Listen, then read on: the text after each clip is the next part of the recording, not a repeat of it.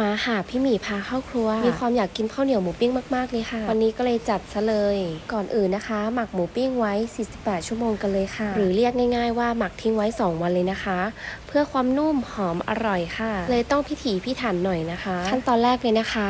หลังจากที่หมักหมูทิ้งไว้ครบเวลาแล้วก็นำเนื้อหมูออกมาจากตู้เย็นมาเสียบด้วยไม้ค่ะทำเรื่อยๆจนหมดเลยค่ะ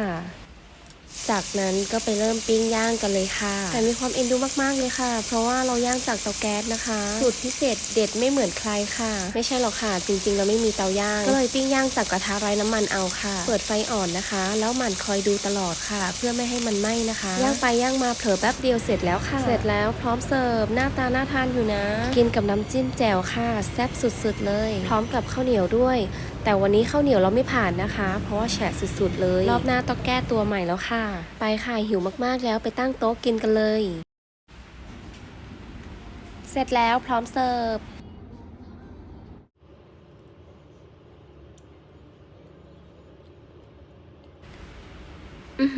อร่อยมากเลยค่ะลองเก็บสูตรนี้ไว้ทำกินในบ้านกันนะคะรับรองอิ่มอร่อยอิ่มกายสบายใจสุดๆ